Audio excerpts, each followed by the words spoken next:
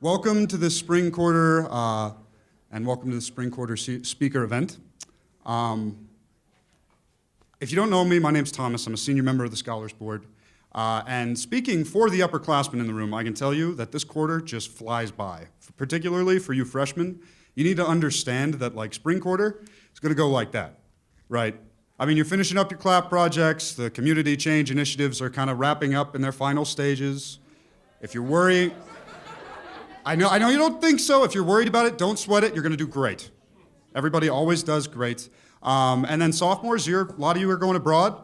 And juniors and seniors, if you could stand up for me, please. So, yeah. Congratulations, you are almost done with your collegiate experience. No pressure, but in 9 weeks, or maybe, you can sit down now. 9 weeks, maybe a little bit longer for some of you juniors. You're gonna close the collegiate chapter of your life, right? And so it's important for us to understand, as we kind of approach these changes that we're about to make, how we want the next chapter of our life to look. How do we reconcile the fact that we're movers and entrepreneurs, right? We're philanthropists and activists. We will have this tenacious desire to do right by the world we want to live in and the future. And oh, by the way, you do have to get a job because money is necessary to live. So how do you reconcile those passions and those professions? Lucky for us, because of where we are, because of the program that we're in, there are some people that we can look to kind of give us a model on what we should do and how we should maybe plan that next chapter in our life, right? So, while our speaker is CEO, founder, and chairman of the board for 3 separate companies, more on that when she gets up here, while our speaker was named a 40 under 40 in the San Francisco Bay Area, one of the most influential women in business in the San Francisco Bay Area, and one of the 50 women dominating the Silicon Tech Valley. She has it, yeah, right? That's awesome. That's awesome. She has not let all of those accolades and all that success get in the way of her taking a stand and being a champion for something. She uses her station to be a champion for diversity in the workplace, champion for equity, and women leadership. And by the way, she is also a sommelier. So definitely one of the most interesting people in the world, I think. I've babbled for too long. Ladies and gentlemen, please help me in welcoming Neha Sampat, one of our own PL peers. Thank you, that was awesome. Okay, can you guys hear me? Yes. Thomas, thank you, that was awesome. Now I have to top him, what a great speaker amongst the crowd. I found out that we're gonna be running the San Francisco Half Marathon together next month, so watch us at the finish line. I'm gonna try to beat him now that I know he's doing it. 20 years further along. So I'm so honored to be here. Thank you for having me. It's my first time back on campus in 19 years. So it feels super surreal and I'm super excited to be here. And I have to say one thing, the energy in this room is like the most awesome thing and it's so contagious and I haven't felt it in a long time when speaking because I usually speak at really boring tech conferences and I have to make everyone stand up and do stuff, but I'm afraid if I ask you guys to stand up, I won't be able to recover from that, so I'm not gonna do that. So what I do want to talk about today is some leadership lessons that I didn't learn in PLP and that I didn't learn in my MBA, which was after PLP. But in order to really set the stage for that, I'm going to give you a bunch of context, and then we'll jump into my top 10 list. So for context, I will tell you a little bit about my journey as an individual and as a leader. So I started my leadership career in high school. I was in Pomona, California, which is in Southern California, not a very affluent place, but a place that I learned to become a leader and kind of come out of my skin and learn confidence. And I have a lot of people to thank for that, especially my parents who kind of stood by my side and pushed me to go further and faster, and my family that thought that I was kind of able to do a lot more than I was doing. And I graduated from that experience knowing that I loved being a leader. I was into the Rotary Club, the Kiwanettes, I was student body president. I knew that, but I didn't know what I wanted to do with my life. And so PLP brought me to the University of Denver because I knew I liked leadership, but I didn't know anything else about what I wanted to do. I thought about political science, I thought about international relations. In the end, I ended up studying French. And Terry, who's here today supporting me, I have to thank you for being here, Terry. She was one of my professors and also provided a lot of guidance along the way. It's great to be here with people that have been a part of my journey. So I came to DU, was a part of the Pioneer Leadership Program. I was in the second year, and I've learned a lot while I was here. I've learned a lot since then, and I'm going to try to share a little bit about that tonight. I did get to go and study abroad, like many of you. I think almost everybody will get to study abroad. I like to brag about the fact that I actually studied with Terry in Paris back in the day when there weren't a lot of people doing that. And it was a really important part of my journey coming out as a leader and just as an individual and feeling confident being on my own and going through some experiences that were actually really tough and losing my cash and being chased by strange men in the middle of the night in Paris and figuring out that I was still going to be okay and I would get through it, and I did. And since then, I've been to 38 other countries, and I travel the world whenever I can. It's a big part of who I am and what I like to do. So I have Terry to thank for kind of introducing me to that, and I'm so happy she's here. So after I graduated from DU, I had a degree in mass communications and French and a minor in leadership. So what do you do with that? Like I didn't know what I wanted to do. I still didn't know what I wanted to do. So I started my career in public relations. And I moved to Silicon Valley because it was the hottest thing in public relations at the time. This was '99, so we were still in the dot-com era. We still were trying to figure out, how computers work and, and how to use them and how you use them to communicate. And so I started my career there and worked for a tech PR firm. And within 6 months, I thought that I knew more than everybody in the firm, probably due to the confidence this program gave me. And so I left and started my own PR agency at 22 years old. And I started that firm with a few of my friends that were also in public relations. And that was the beginning of my entrepreneurial journey. And I never really looked back.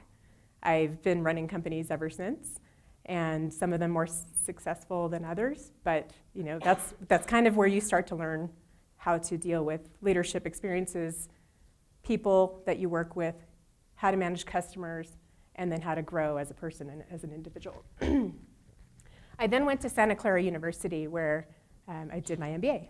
So I pursued my MBA. It was about 3 years after leaving Denver. And that was about the right amount of experience I needed to be able to understand what I was learning in the MBA classroom. And I took a lot of really great experiences from that. But the most important thing I took from it was the network. And the people that I went to school with are still some of my best friends and some of my customers today. And I still lean on them quite a bit in my kind of world of, who's your network and who can you consider your champions? And those were people that were there. One thing I'll tell you is I didn't do enough of that here at DU. And I can feel the energy of this room. I think you guys are making lifelong friends. And I encourage you never to lose contact with each other because you never know when you're going to need each other, when you can help somebody in need, and when you can become an asset to each other and just be a friend down the road. So after completing my MBA, I took a job at a company called Sun Microsystems, which was one of the darlings of Silicon Valley back in the day. And I shifted my career from public relations to product. And I figured out that I was super passionate about building products. And so I was doing this for a company, and I got a lot of experience working for the company. I moved up the ranks pretty quickly. I got promoted every 9 months for 4 years, and then there was really nowhere left to go in that company. I went to another company and built out a $50 million pipeline for them and a business doing web as a channel, and that was back in 2007. Then we decided, my co-founder and I, and I'll tell you a little bit more about him in a bit, that we would start our own company. And we were going to build products. We're going to change the world with these products. And that's the mission that I'm currently on. And that's the mission that brought me to San Francisco. So Thomas mentioned that we're running 3 companies now. Let me tell you a little bit about them so you get some context. So the companies are called Built.io, Contentstack, and Raw Engineering. The company we started in 2007 was Raw Engineering. At the time, the vision was that now that we're kind of past the dot-com age, everything's kind of moving to what people are calling the cloud. At that time, we still called it applications on the web. Cloud was still a brand new thing. So we decided we were going to help enterprises figure out how to deal with cloud computing. And that was the first company we started back in '07. After a couple of years of doing that, we learned that we knew more about cloud computing than most of our peers. We were helping Fortune 1000 companies build their first workloads in the cloud and helping them make really critical and strategic decisions about their first mobile applications tied to enterprise. Again, remember in 2008, Apple came out with the iPhone, which was the first time that apps really mattered on the phone. And at that time, people were starting to bring apps to work, and people wanted apps to work at work. And so there was this whole bring your own device movement that started. And when that happened, it kind of changed the whole industry, because now you have to deal with these consumer-type apps in an enterprise environment.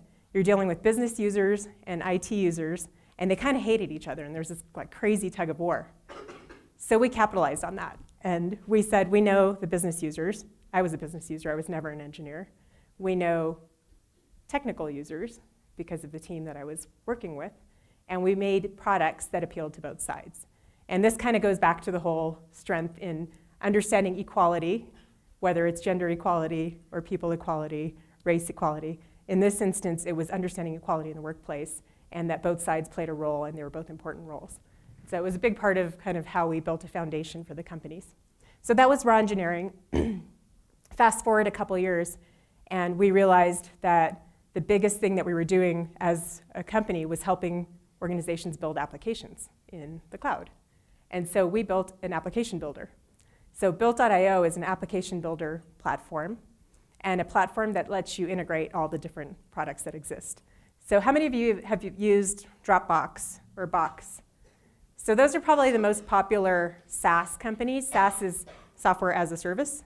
Those are the types of companies that almost every organization now is using, but they don't talk to other products that people are using. So we built an integration platform that lets Box talk to Salesforce, talk to Marketo, talk to every other important SaaS company that enterprises care about. And that's part of the Built.io suite. Finally, Contentstack is a product that allows organizations to kind of jump on the new digital age of delivering content, not just to the web. So of course, www sites need a content management system, but so do mobile apps, and so do jumbotrons inside large arenas, and so do devices like this. And so we've built a content management system that's poised for the future to deliver digital content to any device, anywhere, at any time, with personalization built in. So that's Contentstack. So those are the 3 companies, just to give you kind of a sense of the world that I live in. And it's important to also note, I'm not an engineer. I never have been. I have 200 engineers in our organization, and I'm working with a lot of people that are way smarter than I am. So, and that's important to know, because you can't be a good leader unless you realize that and you know what you're good at and what you're not good at. So let me take you a little bit through some of that journey. So I've learned how to lead a global team, and it was a really interesting part of my journey, very challenging. So this is our team in Mumbai, India. We have 200 engineers there. Again, no engineering degree, no real background on building products outside of my career on the business side. And I show up as the CEO to this large room of people, and I'm like, hey, I'm the CEO. I'm going to tell you how we're going to do business now. And it took me a long time to gain the credibility I needed to gain with those people, so that they look at me as an asset, they looked up to me, they looked at me as someone that was going to provide guidance that was meaningful. So it's very important to know where you stand, know your audience, and work with them to get where you want to get. Finding your tribe. So I would argue that you guys have already started that. I like to say you should always surround yourself with champions. It's really important that now you realize who your champions are. 5 years from now, your champions will probably be different people. I almost think of it as a personal board of directors, right? You create a a board of directors for yourself. And those are the people you go to when you're making important decisions. And they can be personal decisions about financial things, about big moves, about jobs you might be considering, or they can be business decisions. And that kind of evolves as your career evolves and your life evolves and your family evolves. So finding your tribe. So when I was here at DU, Terry was a part of my tribe, and she's here in the room today. I'm so honored that she is. Sitting next to her is my husband, Nishant, who's also my co-founder, who's now part of my tribe.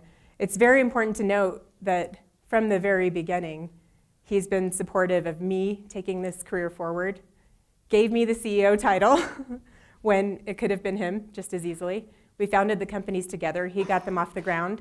He's the CTO and co-founder, and he leads the engineering efforts. And without him, the companies would not exist.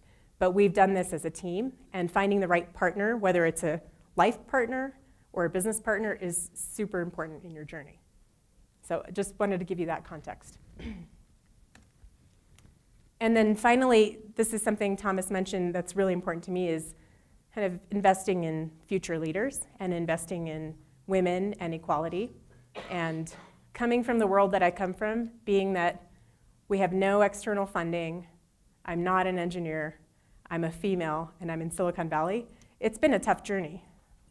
It's definitely not an easy ride.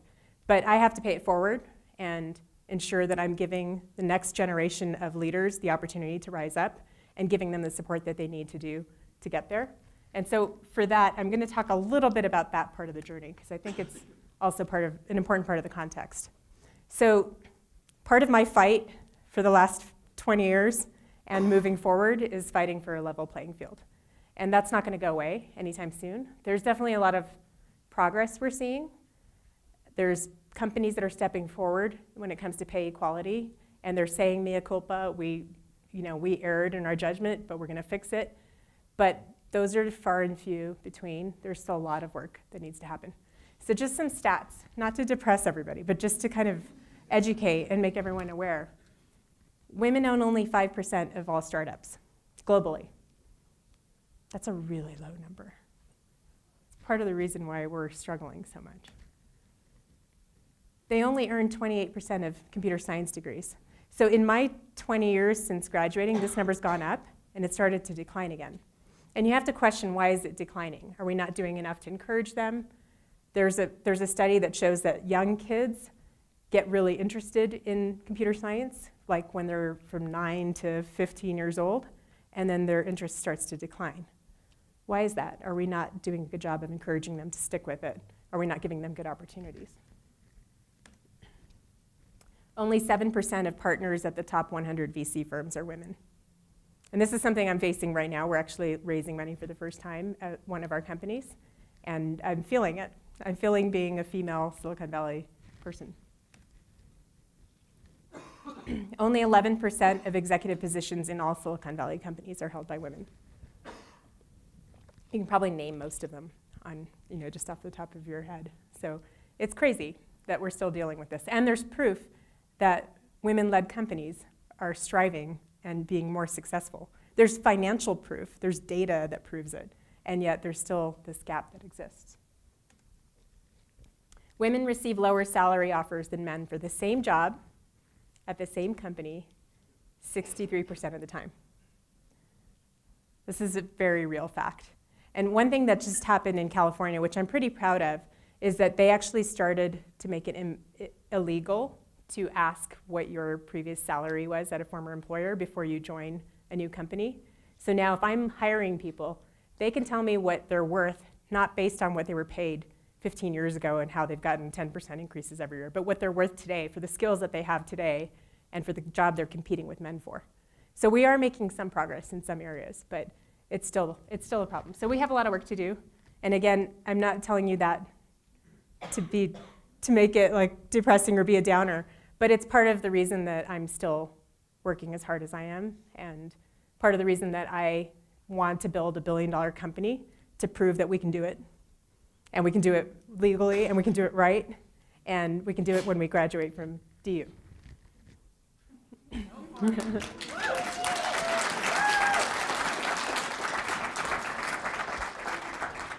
So how do we get there?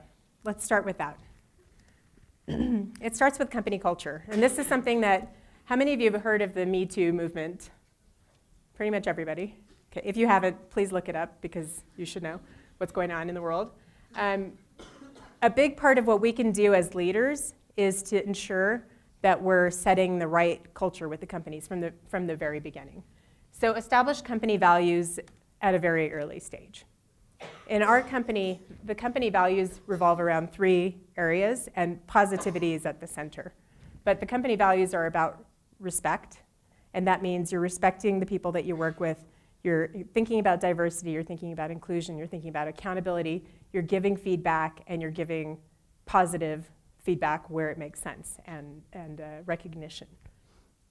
There's a focus on customers. So when you think about customers, that's the center of the company. There's no such thing as a company without paying customers. Otherwise, you're kidding yourselves. So making sure that you're turning your customers into fans and giving customers the support that they require to continue to be a fan.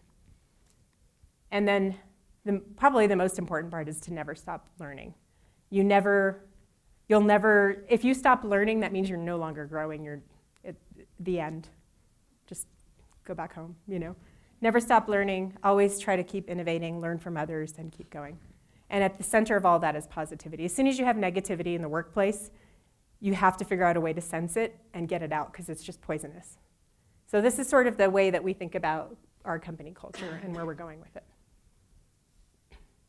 All make sense so far? So one important thing here is how I judge myself as a CEO and as a leader is I'm looking at 3 questions. It's, am I growing the company? Or am I able to attract good talent and do they stay? And are my customers happy?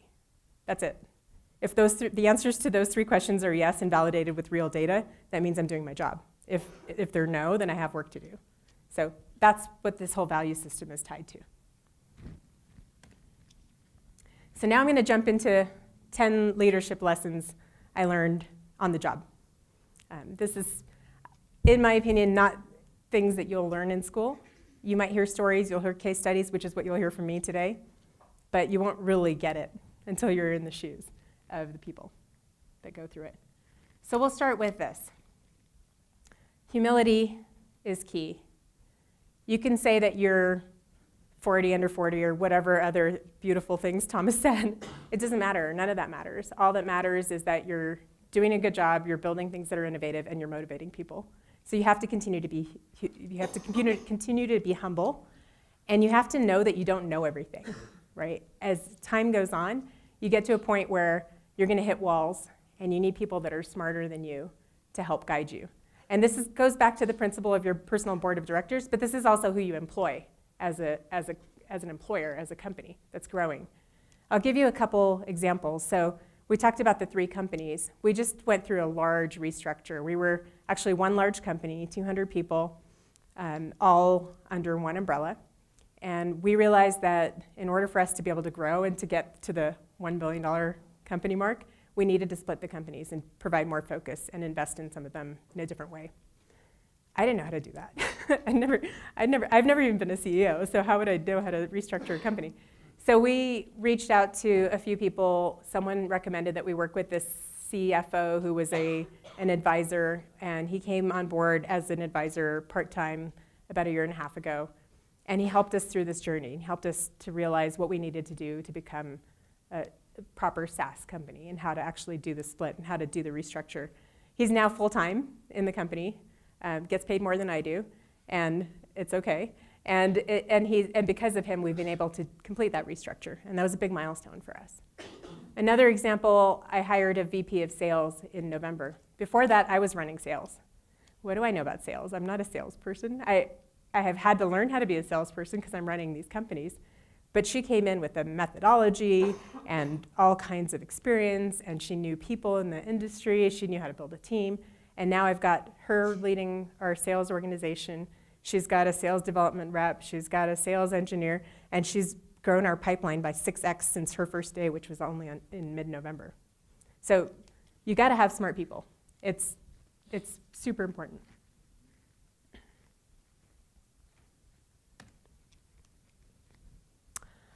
Okay, so this is one of my favorite My favorite sayings about being a leader and an employer is that you have to provide every employee the opportunity to do the best work of their career. If you're not doing that, then you're failing them. It's your responsibility as a leader, as a manager, as a CEO, as a company. So this guy in the middle, this is Prakash. He's actually our company chef. He joined us when he was in his early 20s. He's actually still in his early 20s. He was probably 19 or 20 when he joined the team. And he is exceptionally talented. Like, he makes the best food that I've ever tasted in all of India. And he does it, he's not trained, he's trained himself. And he does it out of passion. And every time I visit, he comes up with something very unique and new. And he's learned it all on YouTube. He doesn't even speak English very well. But he's working on learning English because he's so passionate about learning how to speak culinary language. And so with that, we decided to send him to culinary school. And we decided to send him to English speaking lessons. And we're doing that in India so he can harness his skill sets and probably leave us because we're just a company. He should go build a restaurant or something. So it's super important to find the talent in your organization and nurture that talent. Another individual who I think is standing to his right, pointing at him, his name's Mayank. He's our head of engineering for one of our products. He also joined us when he was 19 years old. One of the most talented people I've ever worked with in my entire career. And he's so driven, and he's a product guy, and he knows how to build product. And now, he started off as a single engineer working on a small project. He's now running a team of 29 engineers, and he's the one who's driving the innovation that goes into our product. And this is our product that's going to take us to that mark. So it's awesome. I mean, when you find people like that, you gotta go for it. Another individual who's not in the picture, his name is Pradeep. He was actually a hacker who figured out how to hack into the Indian railway system. And he was making a ton of money. He was an accountant by trade. He wanted to go into computer science, but his parents didn't support that. So he became an accountant, and then he just hacked on the side. And one day, he shows up at the office, and he sits down with Nishant, and Nishant says, what is it that you've done? He explains this whole thing, and he goes, you're hired. He's one of our principal engineers. We've only got 2 that are at that level in the entire company. So he's moved up the ranks really quickly. He's just super talented. So you never know when you're going to find talent in your organization. You shouldn't judge them by their cover. You shouldn't judge them by what's on paper. You have to continue to be open to seeking that type of talent in your company. This one's a little bit maybe controversial to some people, but I fired that person too early, said no one ever, right? If you have someone in your organization that's not a right fit for the job, it's not good for them, it's not good for you, it's not good for your colleagues, it's not good for anyone, especially if there's some negativity there, especially if you need someone else in that place to make the rest of the team productive. So once you've had the thought in your head that this person's not a good person for the team, it's already too late. You have to let that person go. And this is a really tough thing. As a CEO, as a manager, the hardest thing I've ever done is fired anyone. And it never really gets easier. I hate it, honestly. And you become friends with people that you work with, and they're good people and they're smart, but they might not be the right fit for the job. And you still have to sit down and have a really critical conversation with them. But you learn how to do it, and you learn how to do it right and in a legal way, because that becomes super important as you grow, and you move forward. And usually what I learn is that people in the organization appreciate that because they don't want to be in this lull. They want to be able to move forward, and they have a job to do, and they can't do that job without the right skill sets surrounding them. So something that I had to learn kind of the hard way. I think I've sort of been the nice guy and not really wanted to take that step, and I've learned that now as soon as you sense it, you have to take action.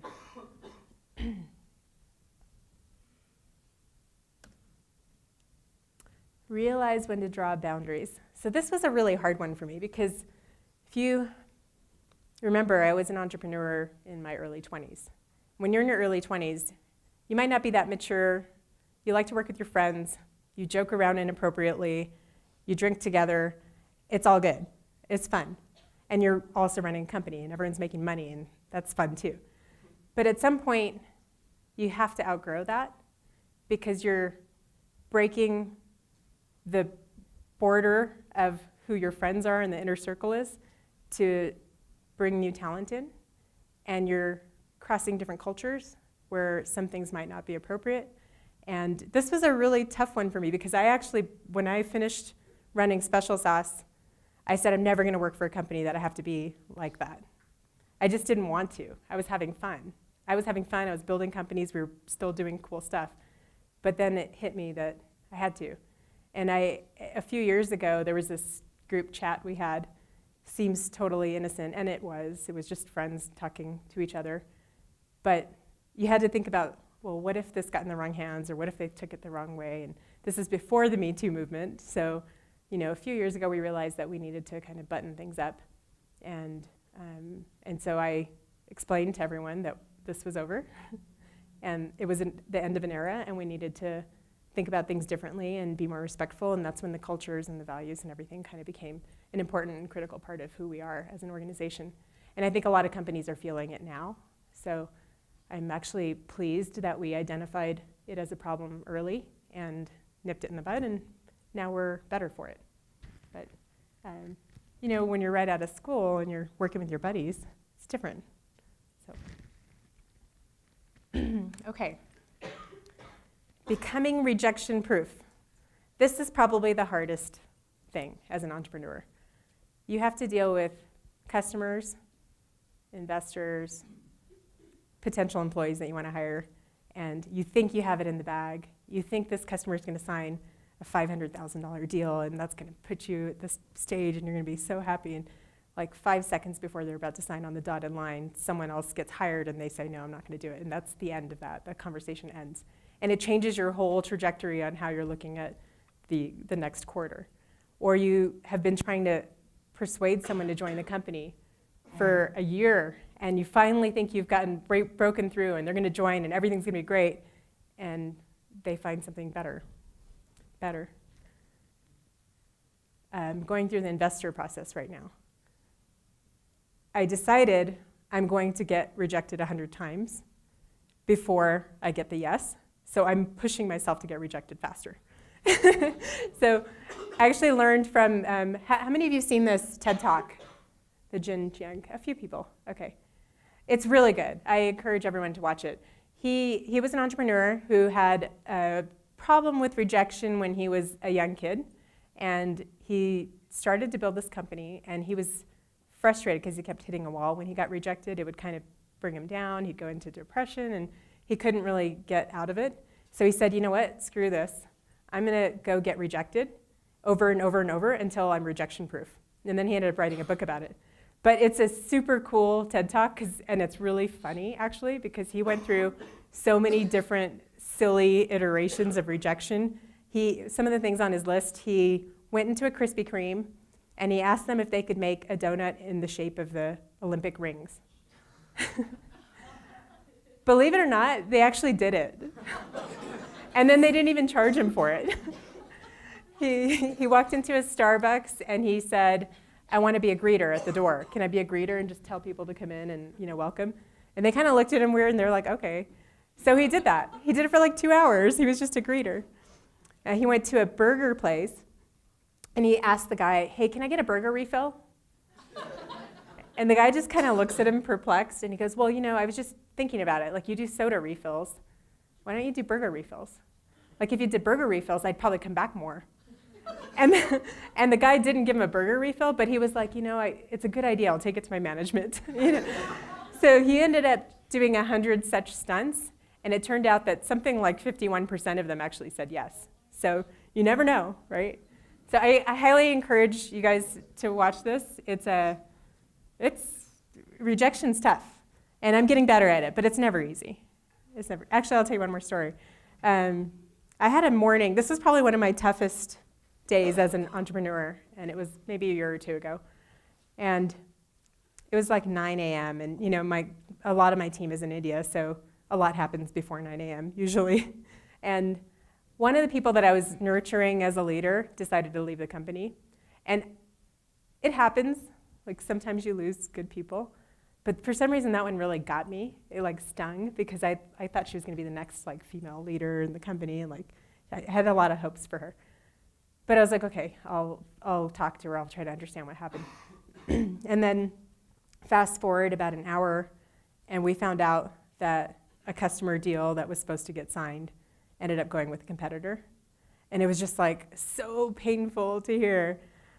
And then one of our competitors, a really large company, stole our product name and said that they launched it. So it was, there's no way a company as small as me can compete with a company as large as them. This was all before 9 a.m. I felt like I'd been punched in the face and kicked in the gut and then thrown on the floor. Like it hurt.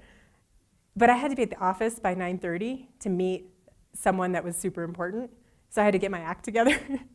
And I live with my husband, who's also my co-founder, and I had to hide it from him because if I talked to him about it, I'd probably start bawling. And then the other person that I work really closely with is my best friend. So I'm trying to hide all of this in, and I'm feeling all this like pressure, and I have to get on the bus and put on my sunglasses, and I like allow myself to cry a little bit. But I'm like, get your act together, because in 20 minutes, you have to walk in with your game face on, smiling and ready to take the world on. So it's hard. It's never easy, but you learn how to be better at it, and it gets easier and easier. And sometimes you cry, and people will say that's not okay. I think it's okay.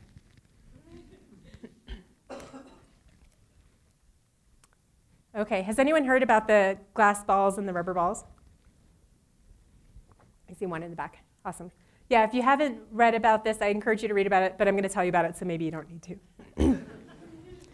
So this is actually from Brian Dyson, who's the former CEO of the Coca-Cola Enterprises.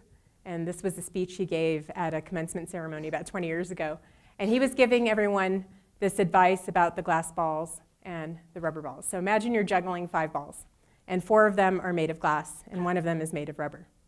Imagine that the rubber ball is your work. Rubber bounces.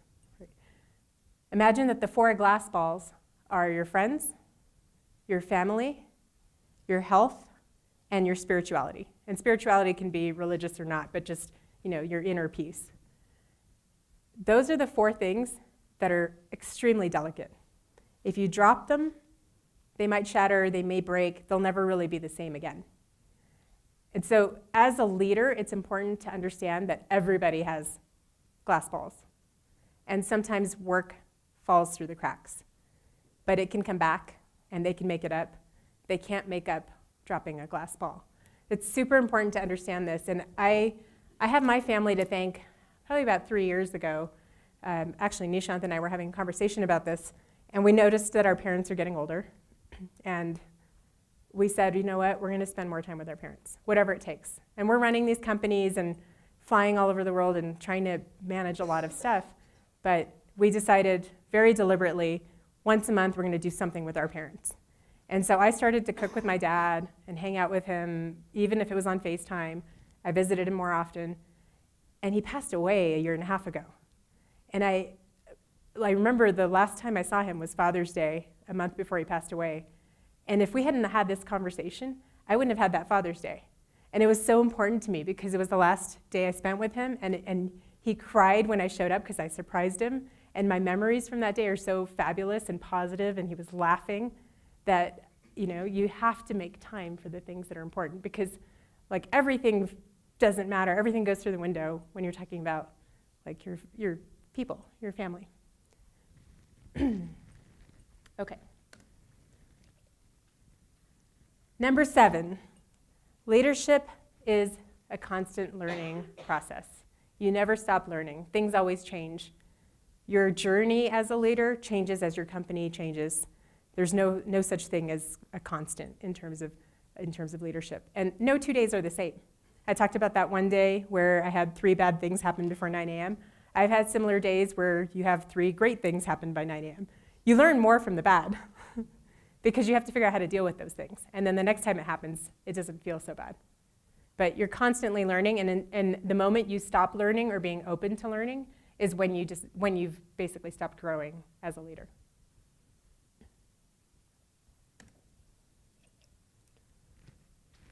This, I think, is maybe a little bit more obvious than it might seem, but showing appreciation, we sometimes forget to do that because we get busy and we get stuck in the rut of things. But showing appreciation, whether it's something formal like this ceremony where we give out awards, or even just giving someone a pat on the back or dropping an email saying, hey, good job on that thing, it's so important to the employee happiness part of the world. And this is important not just as an employer, but as a friend, as a part of a team. If you're leading a group project, making sure that you're showing appreciation, giving credit where credit is due, often goes a long way. And people will remember that, and they'll have the feel-good factor that makes them want to work harder and continue to work with you. Right? So it's very important. There's a few things that we do. Once a year, we do a ceremony like this. It's like an annual event, and we give everyone what we call Rising Star trophies. And this goes to employees that have been with the company for 1 to 3 years that are showing a lot of potential. We also do what we call Gold Stars, which is in the form of a Slack message or a Spark message. We use Cisco Spark. Or it's sometimes used in our performance management tool. And this can go to anyone. It could come from me to an employee. It can come from an employee to me. It goes across to each other. And we actually count them up, and it ties back to their performance review and their bonuses at the end of the year.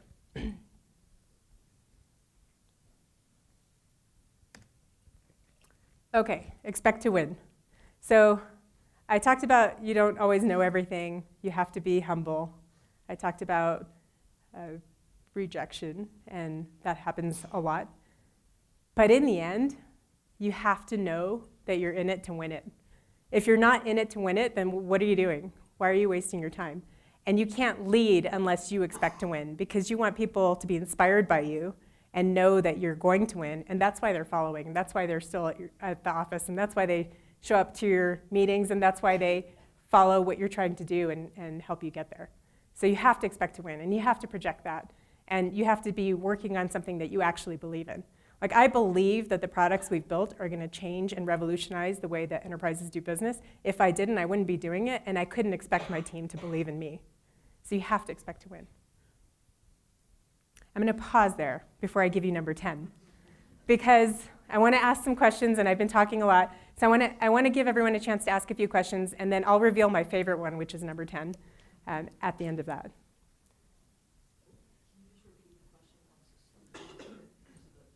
Yes, sure. So I just have a question about when you're trying to build this business or build yourself in a very professional capacity, and you're surrounding yourself with people who are smarter than you. How do you build credibility yourself and have these people who are smarter than you then turn to you as a leader when they know that they're smarter than you? So the question was, if you're trying to surround yourself with people that are smarter than you, how do you then gain the credibility that you need when they know that they're smarter than you? So one thing that's important to note about that is smarter than you doesn't mean IQ smarter than you. Smarter than you means that they know something that you don't know, right? So I can't be a CFO. I'm not a financial expert.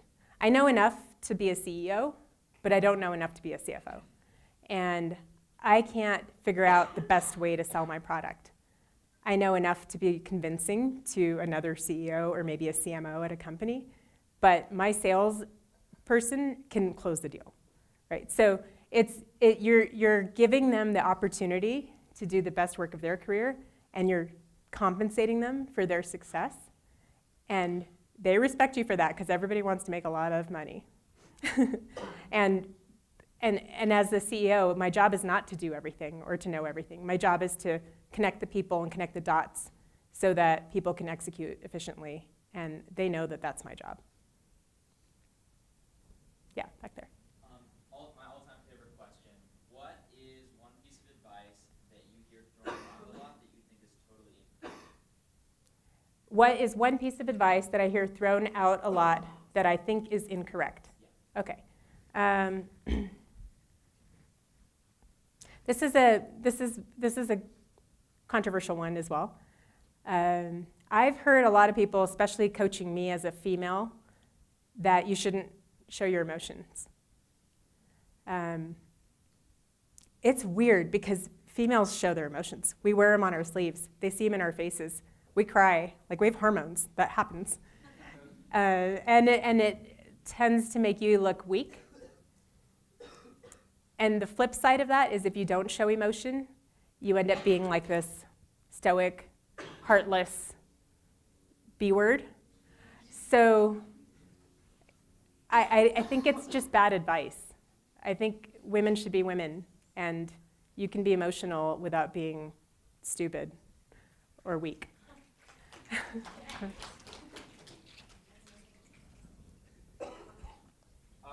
for like a lot of startups, you see that the founders sometimes get kicked out of the company for lack of credibility. You have an MBA, you said. Do you think that having that MBA gave you a heightened sense of credibility and allowed you to stay in that CEO position as opposed to being moved out? Okay, so the question was that there are sometimes situations in which founders get booted out of their roles because of a lack of credibility, and does my having an MBA help me in that situation? I'm going to say no. I actually don't think that my MBA gave me the credibility to be a better leader. It gave me some tools, gave me a network of people that I can rely on, but I don't think any of it can't be learned outside of the classroom. So I don't think that the MBA is a required asset. I would say that there are situations in which if you have like a really high level, if you're a Harvard MBA, you kind of get this extra credibility. But those people don't like me anyway, so it doesn't matter. Back there. So you talked about how important it is to build a company culture that goes in line with your values. What is your advice for that, especially when you're bringing in people to a young company and trying to establish this? How do you make sure people are sort of aligned with those values when you're first meeting them? Yeah, so the question is, you're trying to establish a company culture. How do you make sure that new people, as they come in, are aligned to those values? That's actually a really good question. This is something I'm working on right now, actually, and I got a lot of advice a few weeks ago from some other CEOs that said that they're actually revealing their company culture mantra in the interview process, and they're testing to see how people react to it and whether they get it or not, because that's usually the reason for a bad fit. It's almost never skill set. It's usually that they just don't fit into the culture. And the culture at every company is different. And it's actually something that's tied back to the leaders in a big way. So, Nishant and I have built this company from day one where it was just one employee, and we've made it now 225 people worldwide.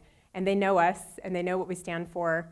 And if they're not on board, they don't fit, right? And so you try to figure that out early in the process. I'm trying to build it into our interview process, definitely in the orientation process, and then you just kind of revisit it along the way. Mimi. Okay, so I think when we were in San Francisco, you were telling me about how you met with some friends like monthly and you held each other accountable to goals. Will you just talk about that? Yeah. That was so cool. Oh, cool. Okay. So Mimi mentioned a conversation we had back in San Francisco where I talked about a concept called hot seat. So hot seat is something I've been wanting to launch for a very long time. I just haven't had the time to get it off the ground. But the idea is this. You find, and this is actually something that I encourage you guys to consider trying. You find 3 people that you trust. They don't have to be your best friends. They don't have to necessarily be someone that you work with or that you're in a team or group with. But just 3 people that you can trust and that you feel like you can be accountable to. And you get together once a month for a year. It's a year-long commitment. So you're saying a year from now, I'm going to accomplish X. And it has to be something big. It has to be something that's pushing your limits and pushing you a little bit out of your comfort zone. And you meet once a month, and everyone rotates, and you sit in the hot seat. And while you're in the hot seat, for 20 minutes, you talk about what you've accomplished since the last time and what you're going to accomplish the next time. And then everybody gets a chance to help you shape the next time part. And then you hold each other accountable. You check in with each other over the course of the month. The following month, you come back, and you've accomplished those things because you don't want to be the one that didn't in that group. And by the end of the year, you've become a certified sommelier, or you've opened a restaurant, or you started a business. Those are the types of things that, if you really want to accomplish something big, it doesn't happen overnight, and it doesn't happen in a silo. You need help. So it's a way to lean on people that are also trying to accomplish something large. Hot seat. Yes. Yeah, so we started a hot seat group that was basically, so the 4 people, one of them wanted to open a wine bar, or just a bar. One of them wanted to do their first art gallery opening. One of them wanted to do theater, and Nishant wanted to quit working for the man. So that was, and I wanted to become a SOM. And so anyway, we all went through that process together, and at the end of it, everyone accomplished what they set out to accomplish. Yes, back there. Yes. So you talked about 9 leadership things that you've learned as an entrepreneur, but I'm curious as to what things you learned from PLP that you kind of keep with you, and things that you kind of implement. Okay, so the question was, what did I learn from PLP that I kept with me? There's one thing I learned the first day, and it was the most important thing, that sometimes you lead and sometimes you follow. You can't always be the leader. And when I walked into that dorm room the first day, and I don't know if it's still the same, do you guys still room together and all that? Oh my God. It was like, I walk in and everybody's so high energy. It was kind of like the beginning of this room. And I was the student body president. I ran all the events. I was that person. And now I'm surrounded by people like that. And sometimes I had to take the back seat. And that was really hard to learn. And as you move up in your career, you're going to encounter more and more people like that. And sometimes you'll lead, and you'll be in the limelight, and you'll get the credit. And sometimes someone else leads, and you support them, and you give them the credit. And that was probably one of the most important lessons I learned. Over here. Okay, so how do you separate your professional life with your personal life when you've created a company with, in your case, your husband or some of your best friends? Yeah, really good question. So the question was, how do you separate your personal life with your professional life when you've created a company with your friends and family? You don't. We live together, we work together, we cook together, but you do figure out ways to create boundaries when you need to. And sometimes it's just, me saying, you know what, 1 hour no work. And we try to stick to it. And sometimes it works and sometimes it doesn't. But it's hard. It's not an easy thing to do. But a lot of people have accomplished it and gotten really far. And I look to them for advice a lot of the time. Diane Green and Mendel started VMware, which of course went public and was a big company. And so Diane was one of my mentors when I was working at VMware. So I learned a lot from her and kind of was encouraged by that. I think one important thing to note, though, is that you'll never find that kind of alignment anywhere else, because we're on the same page about the end goal. And so if someone's got to go on a trip or take a work call, or you're trying to go on a date, but something comes up, we get it, and it's not a thing. Right here.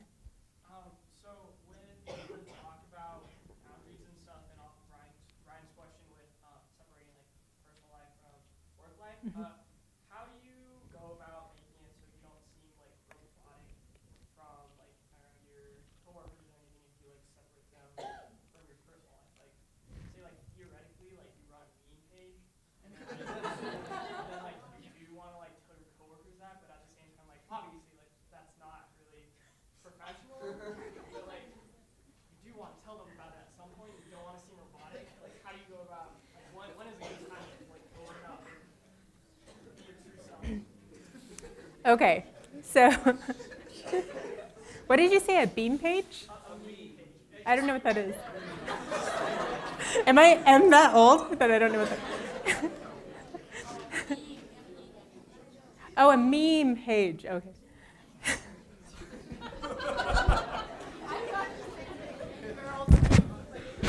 Okay. Okay, so I'm actually going to number 10, which will answer that question. And then we can do more questions if there's time.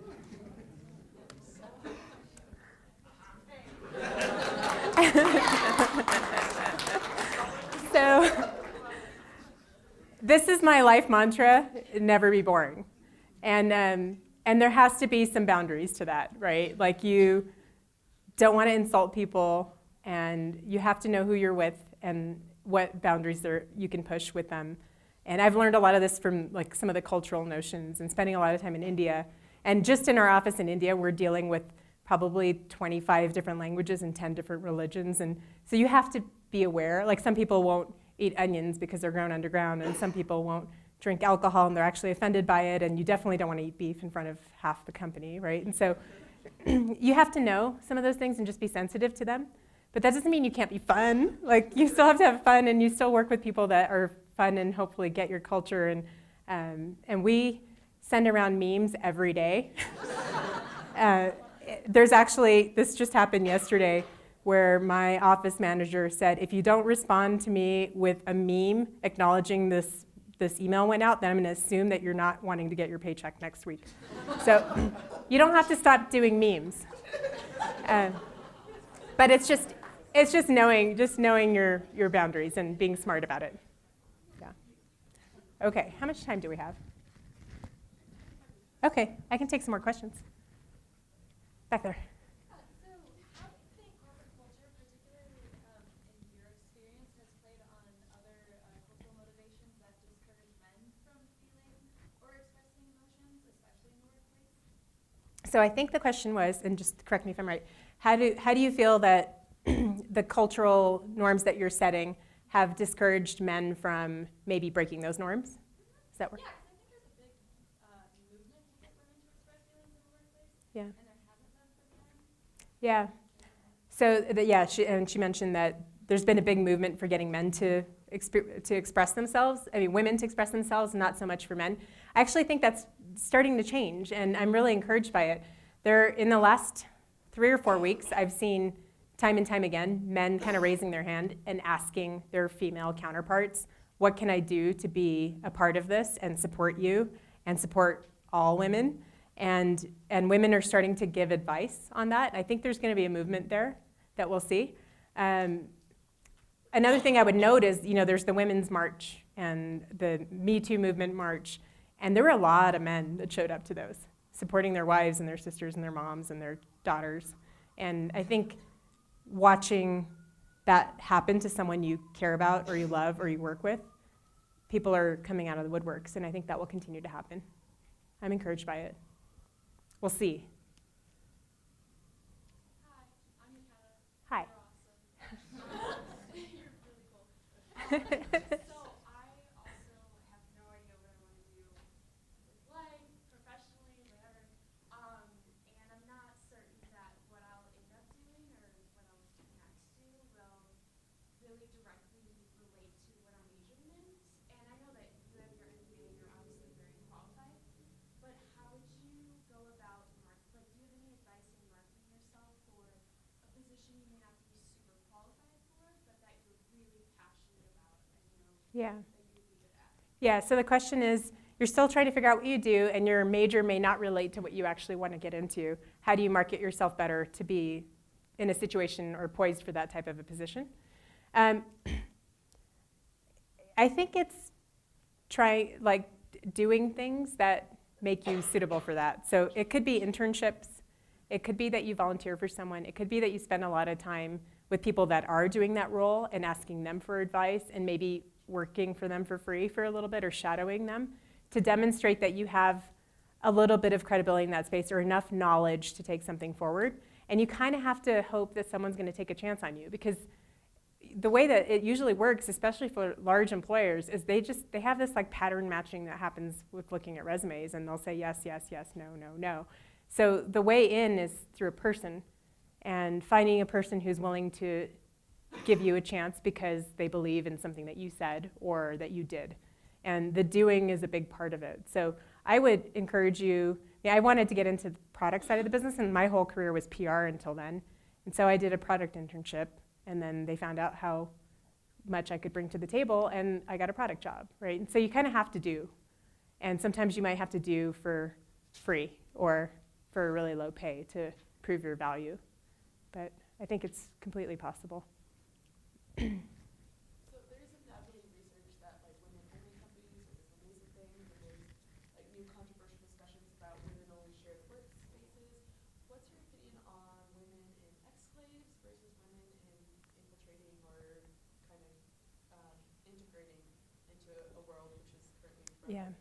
Yeah, so the question was, there's a lot of women-only movements, whether they're workspaces or exclaves, how do you compare that to women integrating into maybe leadership roles in existing workplaces? I think diversity of thought and inclusion is super important, and that means that men and women have to work together, right? It's not men and women really, it's people that have the right skills, and usually that's a combination of men and women. So I don't think that the women-only thing really makes a lot of sense, at least in tech. But I don't know, I guess that's also a wait-and-see thing. Like, we'll see what comes out of those, because there's a lot of them popping up. And in Silicon Valley, I'm seeing a lot of them, and they kind of consider it like a safer workplace where you're not prone to harassment and all of that. But I don't know, you're kind of missing out on the good stuff. I mean, you learn a lot from people that are smart, and men are smart too, so. Over there. Okay. So you mentioned that you were a French major, so I was wondering how that helped you, because I was thinking about majoring in Italian, but I'm like, I just like it, and I just want to take more classes. So how did Yeah. that benefit you? Okay, so how did learning French benefit me? I never fully learned it, as Terry knows. But I did use it to my advantage a lot. And part of it is that whenever I travel, whether you travel anywhere, pretty much anywhere in Europe or certain islands or Canada, it's useful because you understand things that other people don't understand, and you can understand almost any romantic language as a result of having the basis of French. It also helped me become a sommelier. I don't think I would have been able to master the world of wine without being able to pronounce things and learn what chateaus were and actually read things and memorize them, because otherwise those words are sort of totally foreign. And I'll tie that back to how that helps me as a leader and a business person.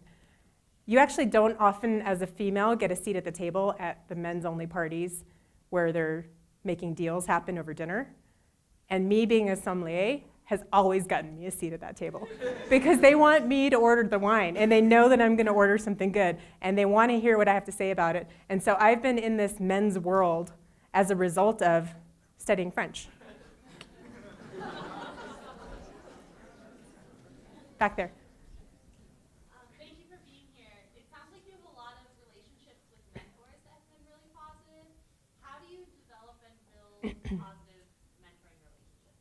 Okay, the question is, how do you build and develop positive mentoring relationships?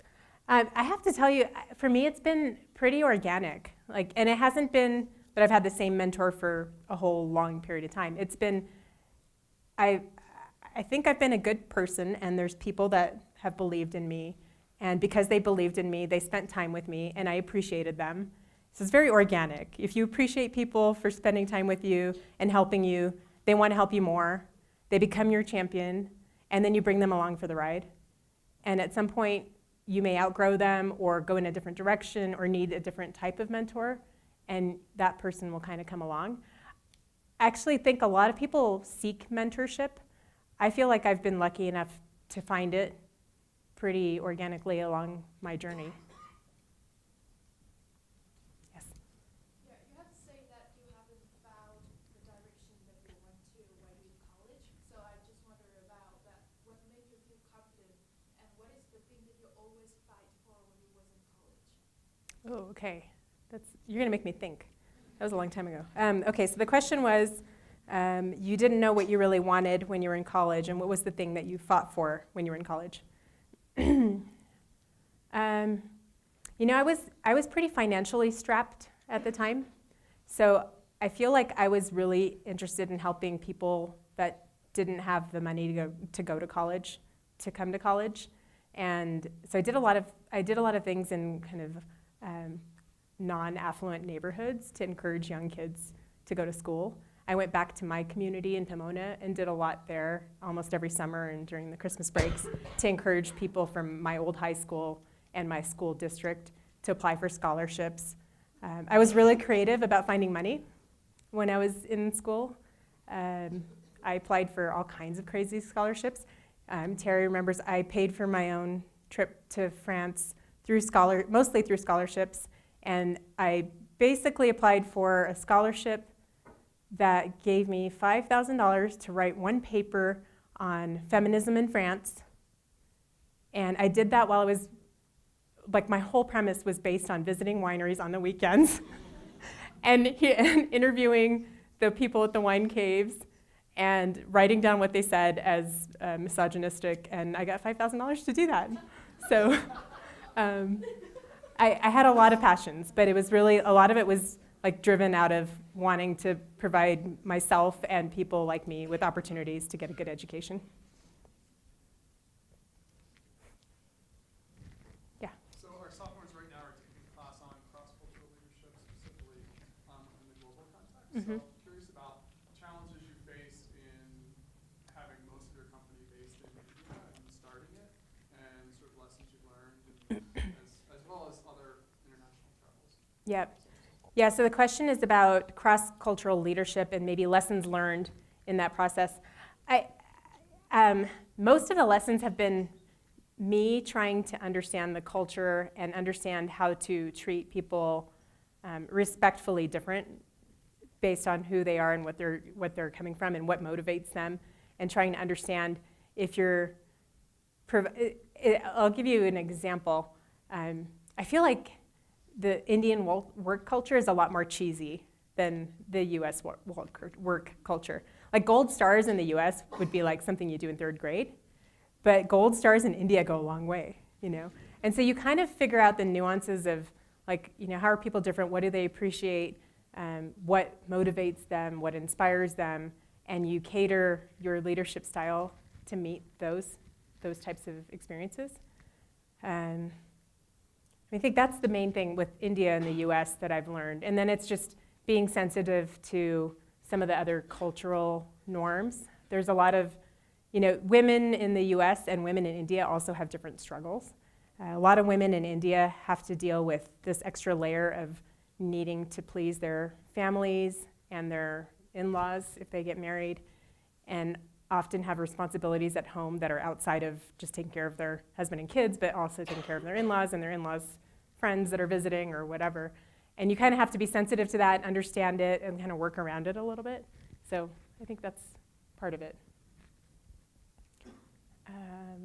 Let's see right here. First of all, it's really refreshing to see another French major, so I am as well, and I had Terry. Yay. But I wanted to ask, how do you know when you need to make a change and prevent yourself from stagnating? How do you know when you need to make a change and prevent yourself from stagnating? In terms of your major, in terms of just your direction? Your purpose in life. Oh, wow, okay. Okay. I'm going to tie it back to something I said earlier, which is there's two things. One is if you stop learning, you are self-stagnating, right? Like if you're not learning anymore, then you're no longer growing. If you're no longer growing, then you've hit a wall. And you only keep learning if you are still interested. Otherwise, you kind of check out, right? So I think that there's internal signs that you would get. And then the other one is going back to that notion of expect to win. Like everybody here is motivated by something. And I mean, this is a very ambitious, powerful, charged group of people. You're always going to be motivated to do something. And at some point when you feel like you're not on a winning trajectory, that's when you have to question yourself and say, hey, am I doing the right thing? Am I spending my time efficiently? And nothing matters more than your time. That's the most important asset that any of us have. So how you spend it is super important as well. Yeah. Okay, right there. So you mentioned how in Silicon Valley, especially as a woman, it's hard with business deals to interact with men who might not have the same empowerment perspective. How do you necessarily reconcile or kind of redirect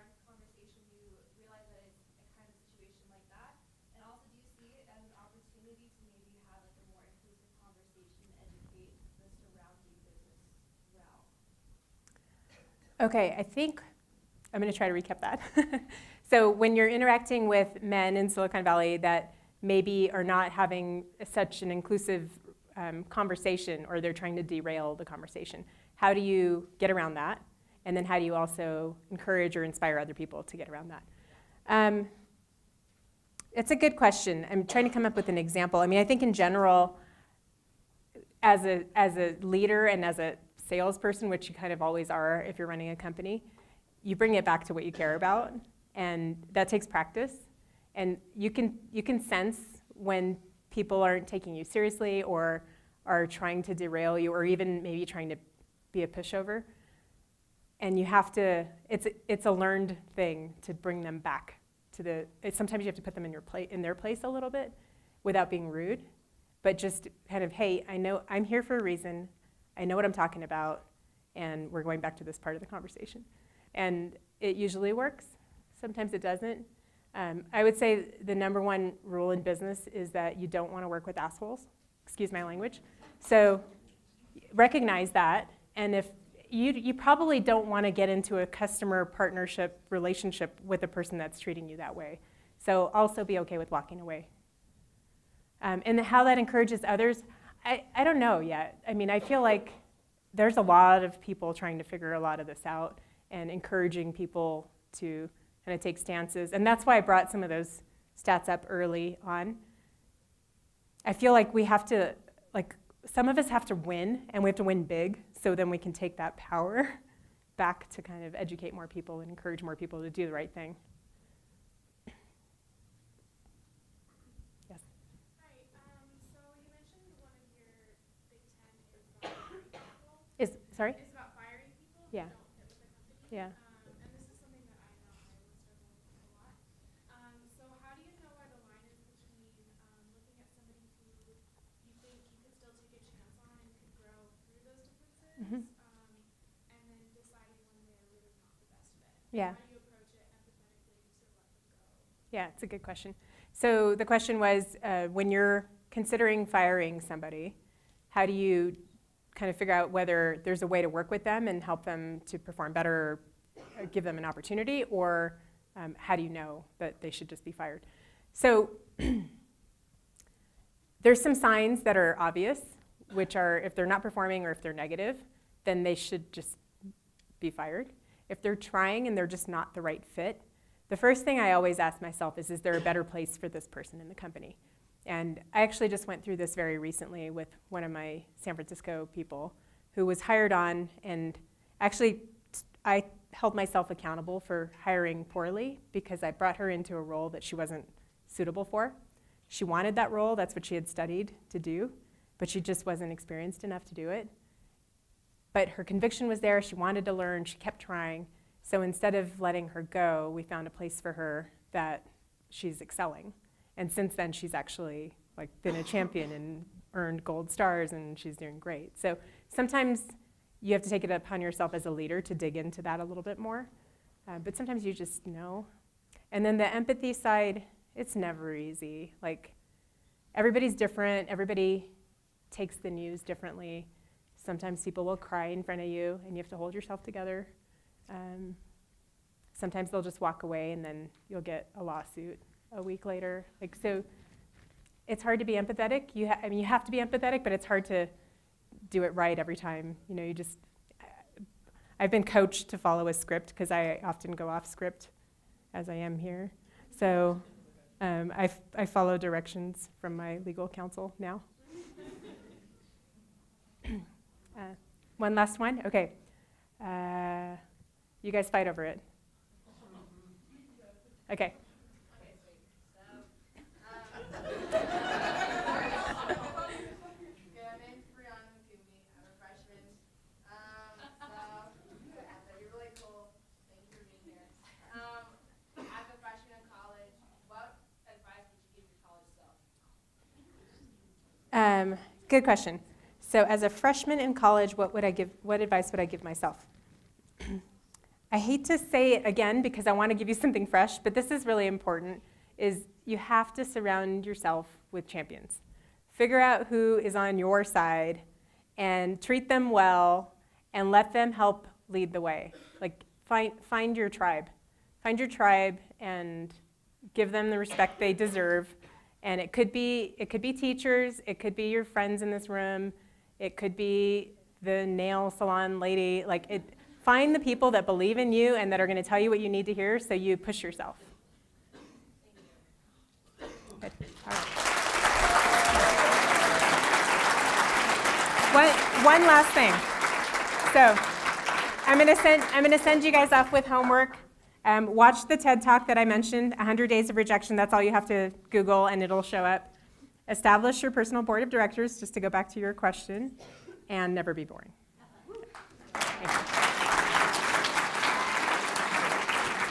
Yeah, thank you. So much fun.